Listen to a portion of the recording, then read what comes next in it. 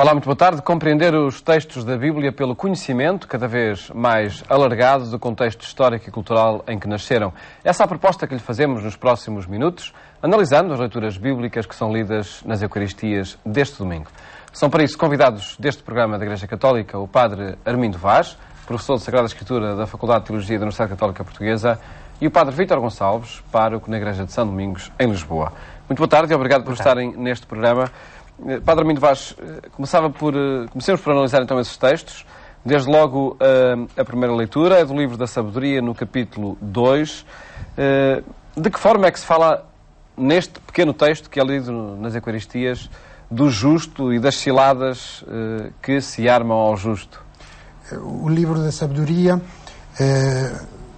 foi escrito por um autor judaico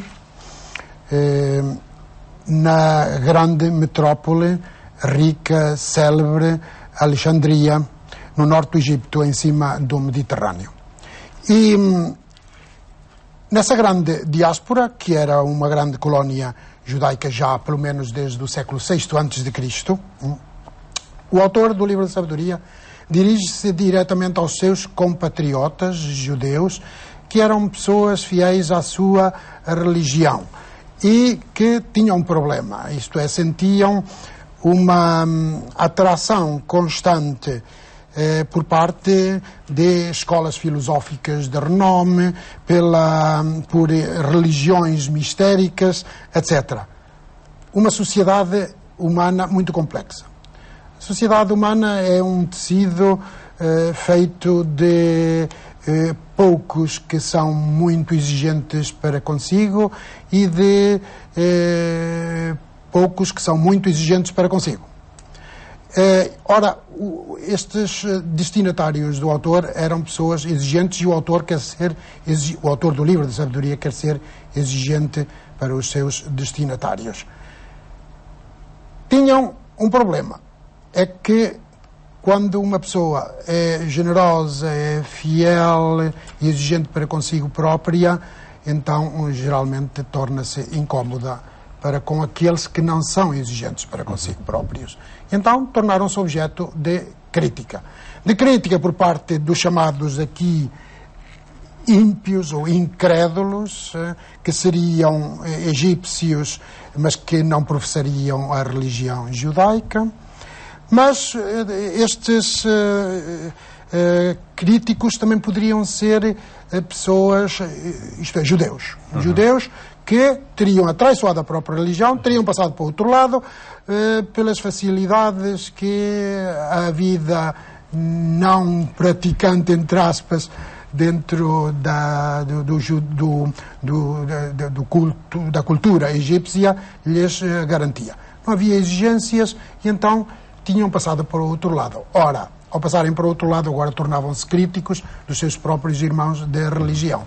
É nesse sentido que aqui se fala destas provas osciladas que os outros, entre aspas, armavam aos fiéis generosos dentro da religião. Mas é característico deste género de literatura, dos livros de sabedoria, dos livros sapienciais, faz parte deste estilo, este género de literatura, este género de texto, parecem mais conspirativos no caso acerca do justo? Faz parte.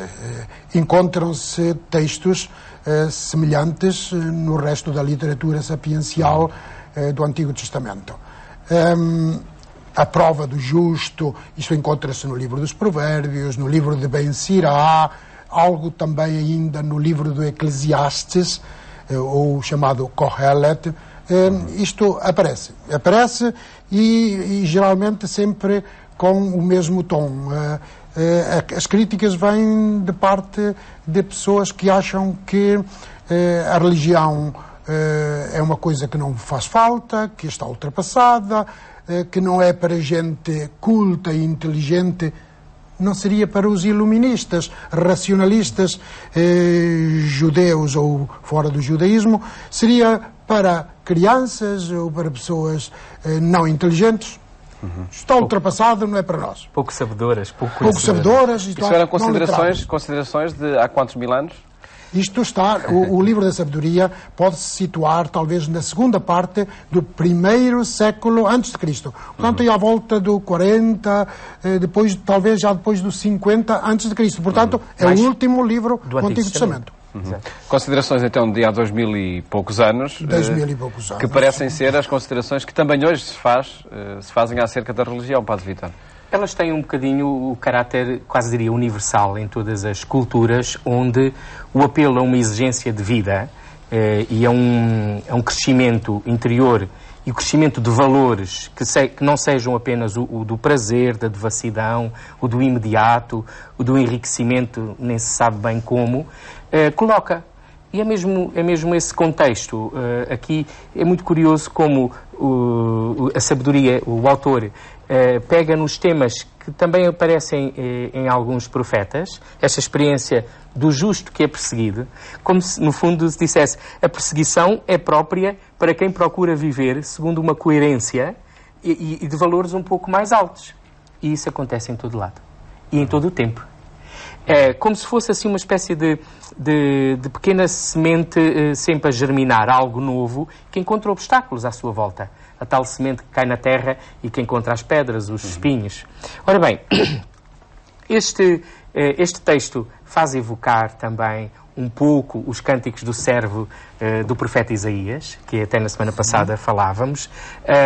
Esta frase espantosa faz lembrar o que é dito num dos evangelhos a Jesus na cruz: se o justo é filho de Deus, Deus o protegerá e o livrará da mão dos seus adversários. Quer dizer, quase que aquele último momento de tentação a desistir e, no fundo, dizer Deus não me ajudou, mas o texto aparece aqui mesmo para marcar essa diferença. Aqueles que se abrem à sabedoria de Deus e que são, por isso, necessariamente um bocadinho perseguidos. Lembro sempre de uma história muito curiosa de um bispo, creio que no século XX, que vivia num ambiente onde o cristianismo estava um bocadinho acomodado. E ele dizia assim com uma certa pena: os meus antepassados, bispos dos primeiros séculos, onde iam e falavam, deitavam-nos às feras. Eu, onde vou e falo, dão-me chá. Queria dizer que tinha sentido que tinha perdido aquele vigor da coragem em viver a radicalidade deste valor de fé, que aqui é o que é posto em causa, e de justiça. É importante não esquecer o justo, portanto, aquele que age não segundo a justiça ocasional, mas segundo uma justiça que é maior do que ele. Para compreender este texto, algumas linhas, é preciso ter sempre presente que quem fala são os ímpios, não é? É como começa o texto. Disseram os ímpios. Ímpios ou incrédulos. Sim. Aparentemente a dizer o contrário do que nós acharíamos acertado. Acerca da justiça, etc. E creio que podemos passar ao texto do Evangelho. Sim, porque este texto do livro da sabedoria está escolhido ao dedo para fazer a ligação com o Evangelho. Vejamos Isto então. é, em que Jesus aparece precisamente como o justo, perseguido, condenado à morte. Julgado e condenado à morte. Este texto do livro da sabedoria em ligação então com esse outro, o do Evangelho, que é de São Marcos, no capítulo 9, onde de facto também se fala, e ao próprio Jesus, creio eu, que diz que será entregue a quem o irá matar. Há de facto aqui uma sintonia de temas para dizer o quê, Padre Armindo Vaz? Para dizer o seguinte: como já se via no domingo passado, Jesus, aqui no Evangelho de Marcos, fazia o primeiro anúncio da paixão. E Pedro tinha reagido muito mal a essa proposta de Jesus. Isto é, que ele iria a Jerusalém para sofrer, para dar a vida pelos outros. E claro que foi criticado também por Jesus com a palavra de empecilho, impedimento, em hebraico Satan, em grego Satanás. Porque Pedro não tinha compreendido a missão de Jesus e qual era a sua vontade de redenção e salvação do ser humano. Hoje, em primeiro lugar, Jesus faz agora o segundo anúncio da paixão. Um segundo anúncio dos 3 anúncios da paixão que aparecem no Evangelho de Marcos. 3 anúncios da paixão. Quando um professor repete 3 vezes a mesma lição, isso quer dizer que é uma matéria muito importante. Muito importante. E, portanto, precisa de ser explicada. Não porque os alunos sejam maus, mas porque a matéria tem de ser sublinhada. E Jesus tinha a intenção de corrigir a ideia errada que os discípulos tinham relativamente ao seu messianismo, à sua pessoa.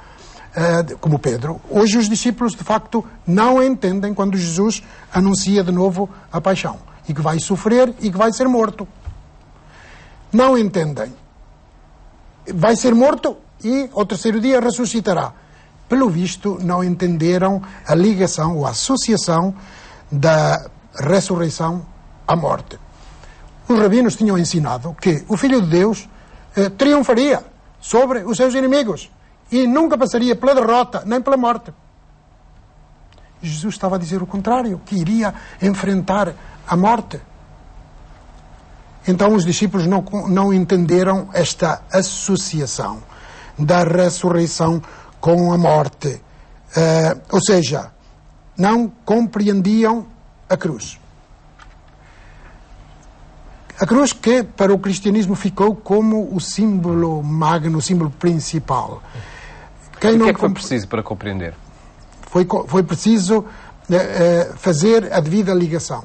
Isto é, que Jesus fazia e que os discípulos não captavam. Isto é, não perceberam que para Jesus a cruz não era um lugar de sofrimento. Muito menos ia ser enfrentada como um lugar de suplício ou de tortura. Nem é isso que ela representa para o cristianismo. A cruz foi enfrentada por Jesus como a máxima manifestação do amor dele para com a humanidade. A cruz é a palavra de amor, onde Deus quer ser encontrado por nós. É a isso que nós devemos ligar a cruz. Não ao sofrimento, mas sim ao amor. Claro que a cruz depois implica o sofrimento. As mães sabem isso melhor do que ninguém, mas todos nós percebemos que, mesmo que sejam jovens, como é o Paulo, mais tarde ou mais cedo vamos ter que enfrentar a dor. Foi isso que aconteceu com Jesus. O amor gerou a dor, e a dor produziu mais amor. Isto é, o amor levou Jesus à cruz, e a cruz deu uma manifestação de maior amor ainda. É isso que temos que entender, porque temos que perceber que só um Deus sofredor é que é capaz de nos ajudar. Como diria Dietrich Bonhoeffer, só um Deus sofredor nos pode ajudar. Porquê? Porque só um Deus sofredor é que se manifesta solidário conosco. Só um Deus que deixa ir o Filho livremente, voluntariamente até à cruz, é capaz de compreender a dor dos seus filhos. São certezas que remetem para uma lógica, se calhar, muito diferente daquela aonde nos movemos, e que também está no texto, creio eu, quando o próprio texto diz: quem quiser ser o primeiro será o último de todos e o servo de todos. Eu gostava de pegar no que o Paulo disse de quando é que compreendemos a cruz, andamos a compreendê-la sempre, com a própria vida. Gostava de ressaltar... O paradoxo é de todos os tempos, não é? Exatamente. Neste texto, ali uma frase central depois destas palavras de Jesus, em que se diz que os discípulos não compreendiam e tinham medo de o interrogar.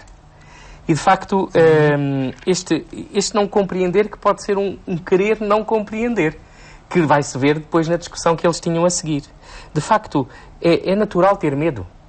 Perante a radicalidade disto, é natural. O nosso ser humano reage à primeira contra isso. E por isso também a tentação de ficar numa religião da devoção. As orações, as celebrações, que é tudo muito bonito, mas mantém as convicções, as ideias e os hábitos. Ser confrontado com a palavra de Deus é muito mais complicado, porque põe a nu as nossas fraquezas, convida à conversão e exige mudança e transformação de vida. Ora bem, os discípulos vão logo a seguir dar provas de que não é só não quererem compreender, porque as suas preocupações são, de facto, muito, diríamos, quase mundanas. quando vão continuando a caminhar, quando chegam em Cafarnaum e em casa, e é bonito esse pormenor, é em casa, no ambiente que a Bíblia quase consagra como o lugar familiar, onde Jesus vai perguntar, é ele que pergunta, o que é que vocês vinham a discutir? Ele percebeu que vinham a discutir qualquer coisa. E eles, não sei se bem envergonhados, ou diz assim, eles ficaram calados.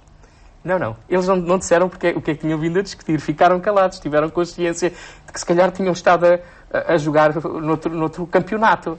Porque tinham vindo a discutir quem era o maior. E é aí que vem a radicalidade de Jesus, de pôr em questão que, entre os rabinos, a procura pelos lugares honoríficos era comum. Jesus mesmo diz, no banquete, não procures os primeiros lugares. Parece que no paraíso havia 7 classes diferentes. Portanto, uns certamente mais perto de Deus, outros mais afastados. E a consciência humana é muito aquela. Os justos estão em cima a apontar o dedo àqueles que estão em baixo.